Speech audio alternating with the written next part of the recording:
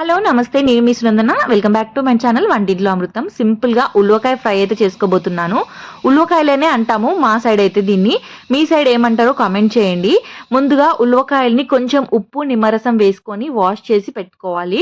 లేదంటే కొంచెం ఆ స్మెల్ అనేది వస్తుంది. సో మంచిగా వాష్ చేసి పెట్టుకోండి. ఇప్పుడు ఇందులో మసాలాలు అయితే యాడ్ చేసుకుందాము. ఇందులో ఫస్ట్ అల్లం వెల్లుల్లి పేస్ట్ వేసుకోవాలి. 1 టేబుల్ స్పూన్ దాకా అల్లం వెల్లుల్లి పేస్ట్ వేసుకున్నాను. అలానే 1 టేబుల్ స్పూన్ దాకా ఉప్పు,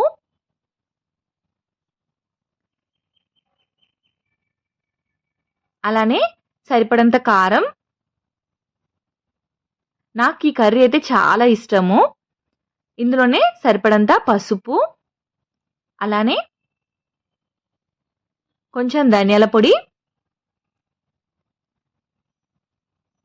అలానే కొంచెం గరం మసాలా ఇవన్నీ వేసి మంచిగా కలిపేసుకోవాలి. మా ఇంట్లో అయితే ఈ కర్రీ చేస్తారు. చాలా మంది ఈ కర్రీ అయితే తినరు. మీకు వద్దంటే స్కిప్ చేసేసేయండి వీడియో అయితే. మా ఇంట్లో అలవాటు ఉంది కాబట్టి మేమైతే ఈ కర్రీ అయితే చేసుకుంటాం. చాలా బాగుంటుంది. ఒకసారి ట్రై చేసి చూడండి. మంచిగా మసాలాలన్నీ పట్టేలాగా ఇలా కలిపేసుకోవాలి. ఇలా కలిపేసి సైడ్కి పెట్టేసుకోవాలి. ఇప్పుడు స్టవ్ పైన ఒక పాన్ పెట్టుకోవాలి. పాన్లో సరిపడంత ఆయిల్ వేసుకోవాలి. దీనికి కొంచెం ఆయిల్ ఎక్కువనే పడుతుంది. అప్పుడే మనకు మంచిగా ఫ్రై అవుతాయి ఉల్లిపాయలు. ఇప్పుడు ఇందులో కట్ చేసి పెట్టుకున్న ఉల్లిపాయలు వేసుకోవాలి.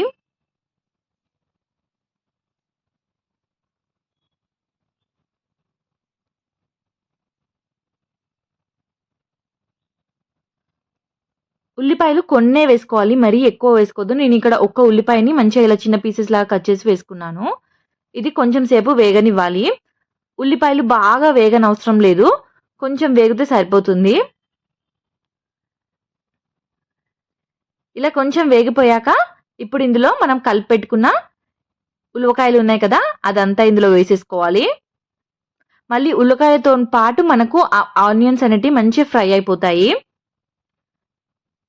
మనం ఫస్టే ఉల్లిపాయలు ఎక్కువ వేయించితే మన తర్వాత మనకు మాడిపోతుంది కర్రీ అనేది. అలా కాకుండా ఇలా వేయడం వల్ల మంచిగా ఉల్లిపాయలు కూడా తర్వాత మంచిగా ఫ్రై అయిపోతాయి. ఉల్లిపాయలనే కొంచెం లివర్ అలానే హార్ట్ ఉంటుంది కదా, అవి కూడా వేయించుకొచ్చారు.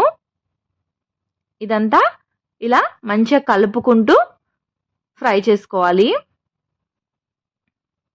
ఇది కొంచెం పచ్చిదనం పోయే వరకు, ఆ స్మెల్ పోయే వరకు ఫ్రై చేసుకోవాలి. లేదంటే ఆ పచ్చి వాసన వస్తుంది మనకు ఈ కర్రీకి మెయిన్. నార్మల్‌గా చికెన్ అన్నా పర్లేదు కానీ ఈ ఉలవకాయ కర్రీ మాత్రం కొంచెం స్మెల్ వస్తుంది. అలా కాకుండా మంచిగా ఫస్ట్ ఆయిల్‌లో ఫ్రై చేసుకోవాలి దీన్ని.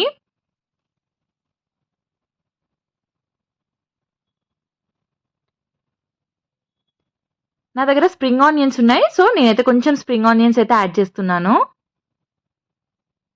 ఇలా మంచిగా కొంచెం ఫ్రై అయిపోయాక మూత పెట్టేసి మధ్యలో మధ్యలో మూత తీస్తూ కలుపుతూ ఉండాలి. నాకు ఆ బౌల్ చాలా చిన్నగా అనిపించింది. సో ఇంకొక బౌల్‌లోకి అయితే షిఫ్ట్ చేసేసాను.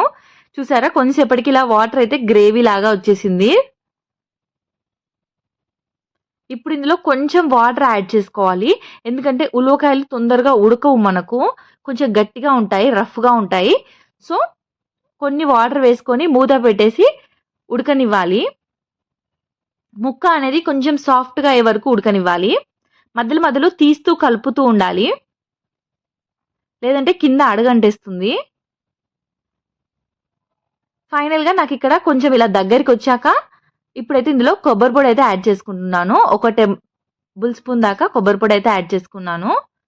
దీని తర్వాత మంచిగా మనకు ఇంకా దగ్గరకొచ్చేస్తుంది. నేను ఇది మరీ ఫ్రై లాగా చేయట్లేదు. కొంచెం అంటు సూప్ అంటారు కదా, అంటు గ్రేవీ అలా చేసుకున్నాను. ఇలా మంచిగా ఫ్రై చేసుకోవాలి. మనకు కలర్ అనేది చేంజ్ అవుతూనే ఉంటుంది. ఇలా తిప్పుకుంటూ తిప్పుకుంటూ ఫ్రై చేసుకోవాలి. కొంచెం ఉలవకాయలు ఫ్రై చేసేటప్పుడు జాగ్రత్తగా చేసుకోండి. మీదికి ఎగురుతాయి అవి.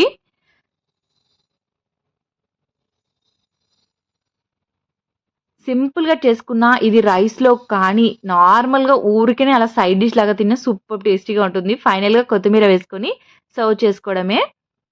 ఎంతమందికి కర్రీ తెలుసు, అలానే ఎంతమందికి కర్రీ అంటే ఇష్టం అని కామెంట్ చేయండి. నాకైతే ఫుల్‌గా ఇష్టము.